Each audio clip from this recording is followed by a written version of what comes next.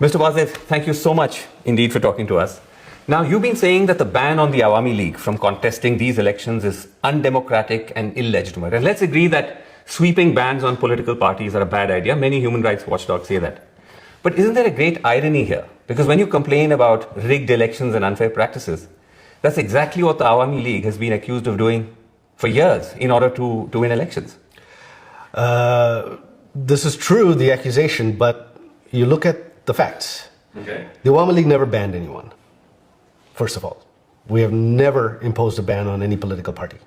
It was a court decision, it was an appeal from a third party. Sure. That upheld that Jamaat's constitution conflicted with our constitution. You're referring to the ban on the Jamaat-e-Islami, Right. which is one of the major political parties in Bangladesh. Yeah, but the Awami League government never officially banned Jamaat. Okay, you didn't ban anybody, but at the same time, and this is just one of many different sources I'm going to cite. Human Rights Watch says that the Hasina-led government has effectively captured key institutions, including the Election Commission.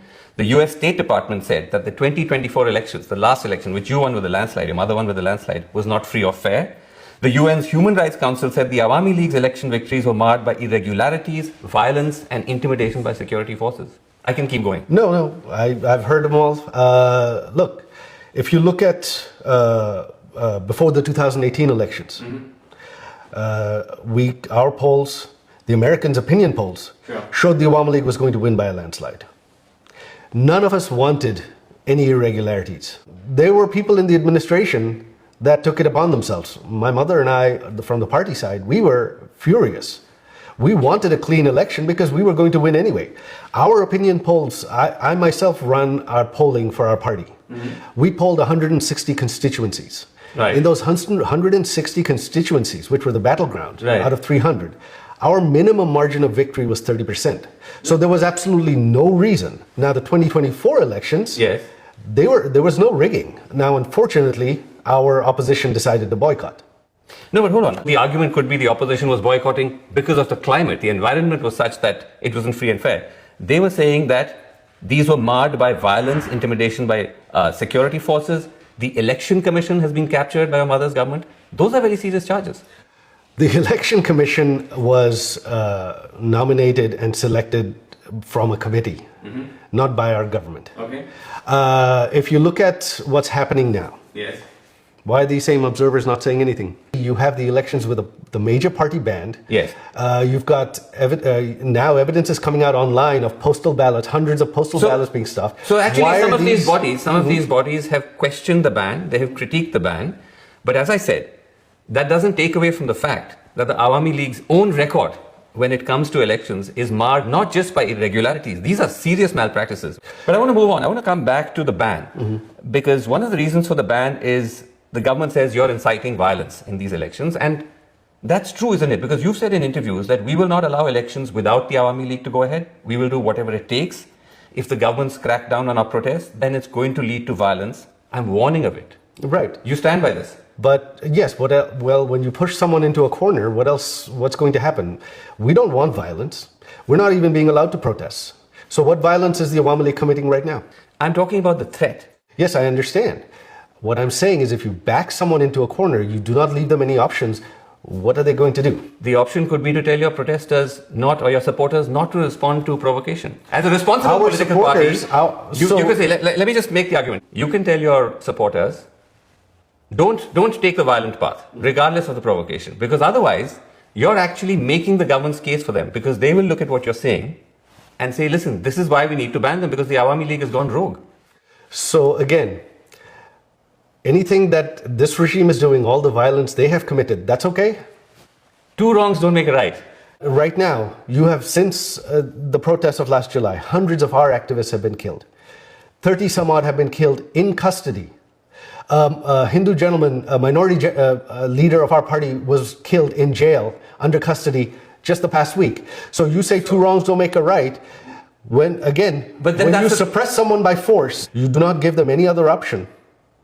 What's going to happen? No, but Mr. Wazir, don't you believe that by using this kind of rhetoric, you are actually then endorsing the view that the Awami League deserves to be banned? Because of, as I said, the fact that you're holding out this threat of violence. Let us contest or else. I did not threaten violence. I said that if you suppress the protests with violence, of course there will be violence. I did not ask my protesters to attack. Okay. You're now somewhat quibbling with semantics. But when you said that there hasn't been any violence so far, authorities in Bangladesh actually say that's not true. They say the Awami League was behind the assassination of the youth leader Sharif Osman Hadi just weeks ago while he was campaigning in Dhaka. Is that true? Was the Awami League behind his killing? Of course not. Look, if we had the ability to conduct killings in Bangladesh right now, you think this regime would still be standing? No. Right now, the Awami League, we do not have the violent personnel, if you will, that perhaps some other organizations have. Not according to the police in They're Dhaka. They blaming said the everything. shooter, if I can just finish, the shooter was directly involved with the student wing of the Awami League, the Chhatra League. They say that Hadi was killed because he was an outspoken critic of your party. It was an act of political vendetta. I don't know who the shooter is. There have been many names that have been floated. They have named so many people who have nothing to do with it. As far as our student wing was concerned, there were so many young people involved with it, especially when we were in government. Was he really involved? How involved was he? Did he hold a post? They're pinning the blame on everything to the Awami League. But it's a fair assumption to make, isn't it, Mr. Wazid? Because on one hand, you say that there is the possibility of violence, the threat of violence, and then you actually do have an actual act of violence. My threat of violence is from So the protests. dots do get joined. No, they don't, actually. I don't see how. Again, do you see the Awami League even out on the streets in Bangladesh? That's not even happening. We have tens of thousands behind bars. Every time we've tried to protest, they've just arrested everybody. Okay. So the Awami League is not involved in any violence whatsoever. Our campaign now is asking people not to vote in these rigged elections. That's what we're doing. Okay, but let me ask you this. For anyone listening to you, it seems like almost there is no acknowledgement of the huge public anger that ousted your mother, the decades of repression that burst onto the streets. Your mother's government makes a brutal attempt to suppress that uprising, fails. She has to leave the country. No remorse for any of that? That is not true. If you've listened to my statements online, Okay. I have said again and again, the Awami League mishandled the protests. Our government mishandled the protests. Isn't mishandling a mild word for the killings of hundreds and hundreds of mainly Again, unarmed what- protesters by what the about- security forces ordered by your mother? Then none of it was ordered by my mother. If my mother had been willing to kill protesters, she would still be in power. You look at what's happening in Iran right now. Are they able to do anything? No. There are recordings. My mother's statement, Yes.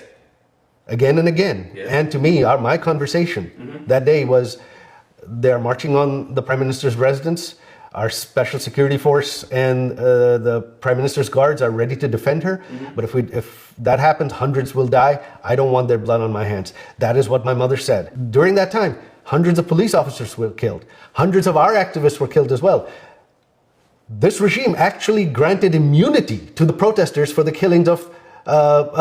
Let's stay away from this regime for a second, because when you say your mother didn't give the instructions, you saw the Al Jazeera reporting on it, the BBC reporting on it, the recordings that were there. Yes, If I can just finish, where your mother can be heard saying she's cleared the use of lethal force against the protesters. She says, I've issued an open order. Now they will use lethal weapons, shoot wherever they find them. No, that is actually, both Al Jazeera and BBC have taken that clip out of context. I have put that full clip on my Facebook page. She says she orders for the arrests of protesters and lethal force to protect property and life against militants. There were militants involved in it. There are videos online of civilians with weapons. Hold on, but if I military can just weapons. come in on the clip though, because I've heard you say this in other interviews, Yeah. that you put the full clip on your social media pages. We scoured your social media pages. We couldn't find any such clip. That is strange. So, So would you be prepared to share that with us? of course, I'll put it back up. Several but- clips have been taken down, and I'll tell you why. Okay, but when you say that she was issuing an order about property, that doesn't seem to be what she said. When she says, I've issued an open order, now they will use lethal weapons, shoot wherever they find them. That seems like a very broad-based instruction. But that is for violent protesters, armed protesters, terrorists, not for unarmed protesters. Now, so in any country, Yes. would the government? What happens if there are armed protesters shooting at people and shooting at police? What would they So, do? Mr. Wazir, you talk about armed protesters, you talk about terrorists. Look at the sort of people who've been shot and killed. Abu Saeed, 25-year-old college student, unarmed, shot point blank by the police. His killing was caught on camera, went viral. Is he an extremist? Zobaid Hossein Iman, 12 years old. He was shot in the head by security forces firing from a helicopter. Mir Rahman Mugdo, also 25, also a student, also unarmed, shot dead by the police while distributing water to protesters. Are these extremists? It was a very violent situation. There were police officers who used excessive force. Our government suspended many police officers during that time. We formed a judicial committee to investigate. Why weren't those investigations continued? Would you be willing to apologize to the families of all of these protesters, including Zobaid Hossein Iman, Mir Rahman Mugdo, Abu Saeed? Would you be willing to apologize to My the mother families? met with Abu Said's family right after it happened. She already met with them. Okay. During that time, before our regime fell, my mother met with several of these families. She promised them full investigations, full accountability. But for the most part, though, multiple investigations, multiple watchdogs have found that the majority of the 1,400 who were killed were innocent, unarmed protesters. So that's a huge... Yes, I know. That's But a according huge to the lapse, government's isn't own number, the number is about 800. Which is also a big number. I understand, but the 1,400 number comes from until August 15th. Our government fell on August 5th. Who killed the people from August 5th to 15th? But We're not Wazir, they're still finding bodies. I know. They're still finding mass We are graves still which finding are connected to the uprising. That is completely being set up by this government. No, there are no mass graves. You're denying the mass graves? I have not heard of mass graves. Okay, well, there's one that was just discovered with 114 bodies this And month. what about the 500 people that were killed after our government fell? Who killed them? Why were who killed them? Again, respectfully, No, this is whataboutery, though. You're talking about the 1,400 number. Look, justice must be equal. You cannot have one-sided justice. One-sided justice is not justice. Okay, but shouldn't the justice, Mr. Wazir, also extend to the political leadership? Because if I can finish, the UN investigation found that they were able to establish that the serious abuses against protesters by security forces occurred with the full knowledge, coordination, and direction of the political leadership, which obviously includes your mother. That is a complete fallacy. I know the UN report is biased. Again, like I said, the UN report lists 1,400. It includes deaths after our government fell, and they blamed our government for it. How is that a fair report? So you reject the UN report, you reject the BBC and Al Jazeera recordings. No, it's a question of being very selective with what you accept and what Actually, it's the BBC and Al Jazeera that have been selective. Okay. And we have provided full clips online. We have provided pictures online of other people that were killed. We have provided pictures and of police officers that were killed. As I said, those clips we're not able to find. We'll receive them from you. But I want to come back before I move on to the fundamental point you're making. You're saying that then your mother is not at all accountable for I'm not, all of those that is killings, not what I'm saying. all of the excesses. No, that is not what I'm saying at all. What I'm saying is this. We did not grant immunity to anyone. We wanted justice for everyone. Anyone who was responsible for any debts. What you Including have now. her. What about that justice? Because my mother did not order any killings. My mother did not want any deaths. As I said, there is the audio, there is the UN report. You reject both of them. No, but, the audio but that's your choice. includes my mother. Okay, let me move on, Mr. Wazir, because it's not just charges of repression. Party leaders, including you, your family members, face allegations of embezzling billions of dollars from Bangladesh. You've personally been charged with accumulating illegal wealth running into millions of dollars, which Bangladeshi authorities say we've used to buy homes, including here in America. Right. Is that true? Where are these homes? You're in my house. This is the only home I own. I applied and got my US citizenship earlier this year. Now, if I had hidden wealth, if I had all these illegal properties, how would I receive US citizenship? The FBI investigated me.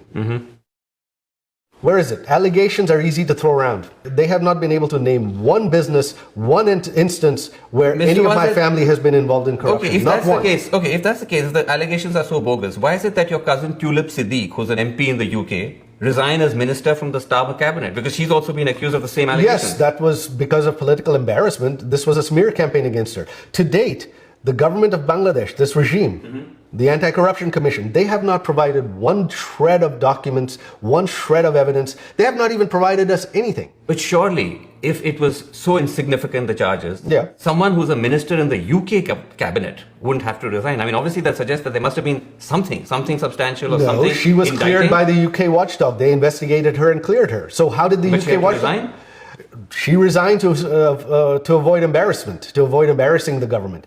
But the UK watchdog cleared Tulip of any irregularities. How What did they about- clear her? Okay, what about then the Awami League minister, the former minister, who was found to have 360 houses in the UK? Those properties are now being frozen. That's not bogus. What do I have to do with him? He was I a don't know. He was a minister in your mother's cabinet. I can't be responsible for, my family can't be responsible for everyone.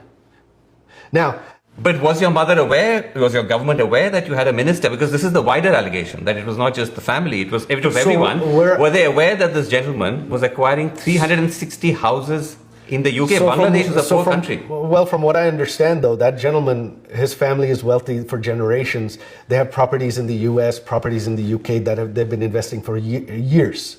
That's what I know. So you're saying that all of these 360 houses were bought from his personal wealth, because the UK authorities don't think so. They froze them. Well, that I don't know. That's between. I can't keep track of him. This is all I know is that his family, they've been business people for decades. Did your mother take any action against him? We didn't know of these allegations until now.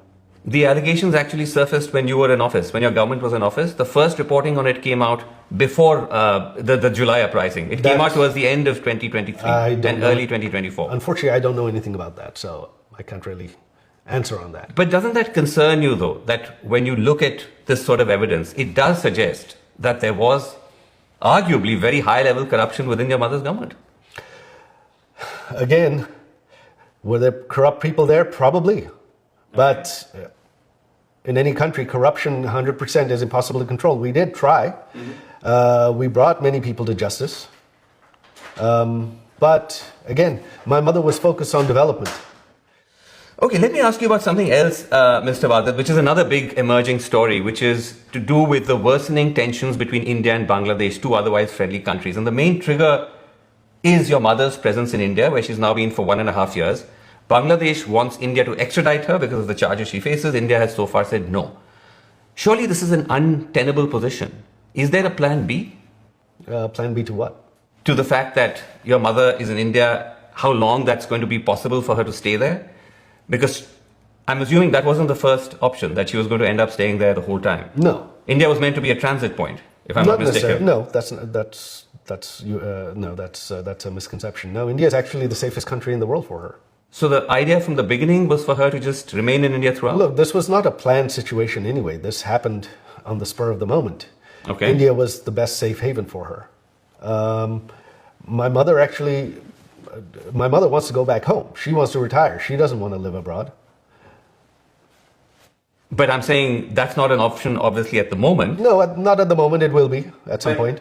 But I'm saying that the time when you actually came, or when she came to India, the reporting was that she was looking for a safe haven in a country that would be less geopolitically sensitive than India, because her presence in India obviously escalates frictions with Bangladesh.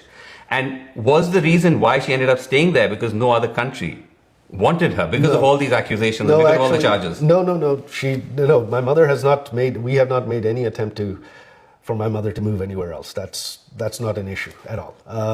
India is the safest country in the world for her, but the tension isn't because my mother is there. The tension is because the rise of terrorism.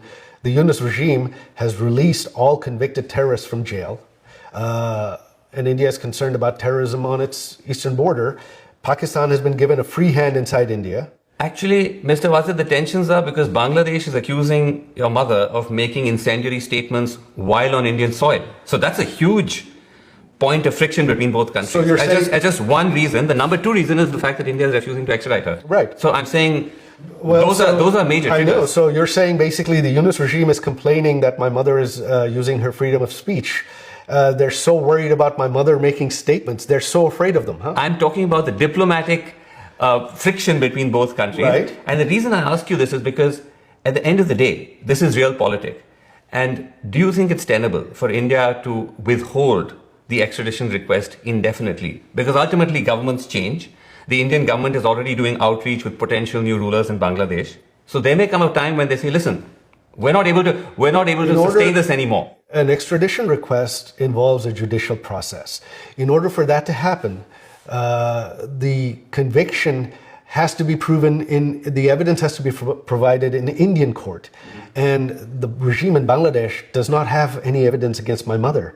The conviction was a sham. It was rushed through. You're now talking about the conviction of your mother. She's been sentenced to death by a judicial proceeding in Bangladesh. Right, which was a sham proceeding. My mother was not even allowed to appoint her own lawyers.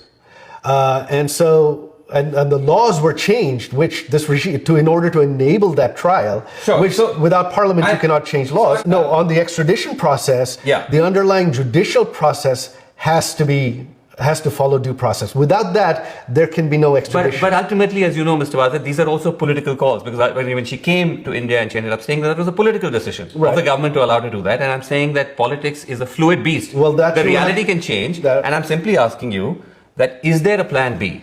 Actually, no. We are that confident in India. India has due process. India is not a kangaroo republic, a banana republic like Bangladesh is right now, and they will not extradite my mother. Are you saying you've been given an assurance by India? No, I'm not saying I've been given an assurance, but I know the judicial process. I spent 13 years of my life in India. Okay. India is a country of laws. Okay. Let me end by asking you, is there a future for the Awami League in Bangladesh? Of course there is. The Awami League is not going anywhere. It's the oldest and largest party. Our vote share is 40-50%. What do you think? The 40-50% of the people are just going to stop supporting it? And in a country of 170 million people, you're talking about 60-70 million voters that are Awami League voters. You think they're just going to stop supporting the Awami League? I asked because you indicated that your mother is planning to retire from politics. So after this, I mean, if she was ever able to go back to Bangladesh, she's not going to be in the political space anymore? No, she's old. My mother's elderly. This was going to be her last term anyway. She wanted to retire. So this is, in a sense, the end of the Hasina era? Possibly, yes. Okay. So you're saying that if the Awami League does get a chance to re-enter Bangladesh politics, it'll be without her? Yeah. Awami League is a political party. It's the oldest party. It's been around for 70 years. It will continue with or without her. No one lives forever. Why should young Bangladeshis, Mr. Wazir, many of whom were part of the uprising that ousted your government from power, ousted your mother from power, why should they trust your party? Then why don't we put it to a fair vote and let the people of Bangladesh decide? For 17 years, the development the Awami League provided, the stability and security the Awami League provided, the freedom, the stop to terrorism that the Awami League provided was unprecedented in Bangladesh's history. This is one fact that no one can deny, that the economic development, security and stability during my mother's 17 years was unprecedented in Bangladesh's history. I mean, if that was the case, then why would the people have taken to the streets to oust her? Surely there was something deeply wrong. But I leave you with that because you're saying that the Awami League is still the best antidote for the chaos of Bangladesh. There is undeniably going to be chaos after a revolution, but whether you are the cause for it or the cure is something that you will agree is a matter of debate. Look, 17 years, did our government make mistakes? Did our people in our government commit excesses? Yes. Right. I myself wasn't happy about many of them. I personally feel there were people in our government that should have been held accountable that weren't. Isn't that possible? But again, no, because look at the past 1.5 years. What do you have? Things are much, much worse. The economy has crashed. There's no law and order. Terrorists are running rampant. And now you have a completely rigged, farcical election. Okay, as I said, cause or the cure, that's a matter of debate. Well, as I said, many would hold the Awami League guilty of those same charges as well. But thank you very much indeed for taking the time to talk to us. My pleasure. And taking our questions. Thank you.